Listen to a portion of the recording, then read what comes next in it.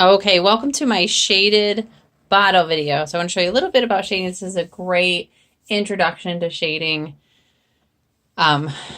practice and project. So I have these bottles already for you that I actually got from another art teacher. And so you're going to pick which ones you want to practice shading on. And what I've done on this bottle is go through and already do all the green spots. But now I'm going to go back in with another color for every other line, and I'm going to show you how to do that.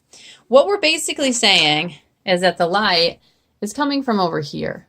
And because it's coming from that side, this side is the lightest, shading over here.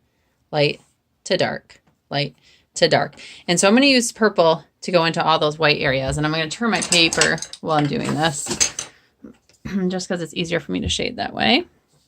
And I am going to, with the exception of this is a little bit different, but with all the ones that are on the bottles, I'm going to start by kind of outlining this shape here. And this is the darker side, the side away from the light. My light's coming sort of over here, and I want to make it nice and dark here. We're going to be cutting out these bottles when we're done shading them, so I'm not worried if I'm drawing on the outside. But I'm pressing nice and dark over here to get a nice dark value. And then as I get further away from that side, I want to get more of a medium sort of value, and so I'm not pressing as hard. And if it's not dark enough, I can come back and just make more layers until it gets to be dark enough. And the further I get away, again, I'm not pressing as hard. I only press hard on that side I want it to be dark, and that can be the challenge at first, is learning to press later. And so take your time. Go nice and slow. And I'm kind of going quickly, but I've done this a long time.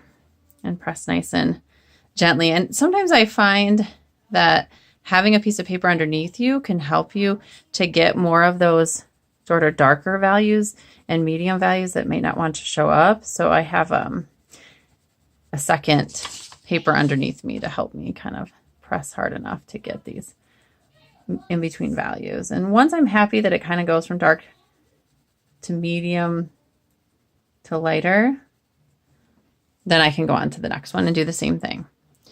And the bigger the space, the bigger of each value I need to make. So this one's going to have a bigger, darker value, just because I got to make it all the way to there with some color, right? So I'm just kind of getting that placed in. That's not really dark enough, so I'm going to go back. And I like to kind of work in circles sometimes, but not always. It's up to you. You can kind of try that. Try going back and forth and seeing what you like. Now, the shading, when you're using color pencil, it's going to look really good as you get further away from it. When you're close up, it's going to look like you have some lines in there, and that's okay. So don't get frustrated if you say, well, mine doesn't look as smooth as yours. Why does yours look so smooth? Well, take a few steps back and look at yours, and I bet it does look like you've shaded it nicely from dark into light.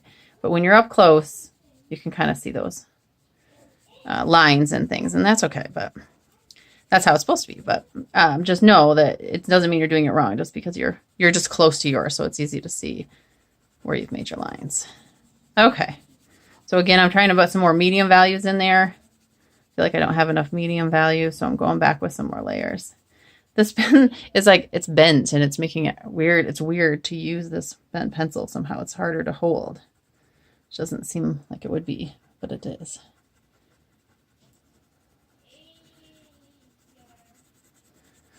So now I've done this lots of times, and it's still taking me, let's see, I'm 4 minutes into this video, so it's still taking me a little bit to get that shading done. So be patient with yourself. Go nice and slow. But I'm going to do this for all of them. I'm going to go here, dark to light, dark to light, dark to light.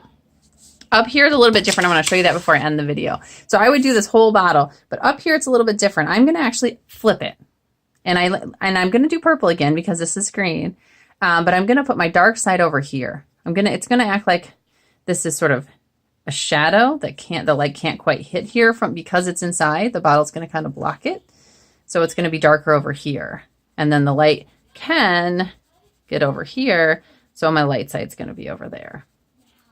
So it's going to be a little bit different when you're in that spot. But otherwise, for all the other ones, dark to light, dark to light, dark to light. And then if you're happy with it when you're done, we'll use that one, cut it out, and make it part of our final collage. But you can shade and practice shading as many as you want. As far as colors go, the lighter colors are a little harder to shade. You have to press pretty hard to get those dark values in the lighter colors like this lime green or yellow. But you can use any colors you want. You just want to think, what colors do I think look nice next to each other? Maybe it's your favorite sports team. Maybe it's just your favorite colors. Maybe you just happen to lay the pencils down and say, oh, I kind of like, the way, hey, that looks nice together. I'm going to use these two. But I always want you to use two colors and really practice getting all those values from dark into light. It should be a nice, smooth transition where we have lots of different values. Very dark, kind of dark, medium, medium dark, medium light, light. So really try to get those values by building up those layers and taking your time. Okay, that's it.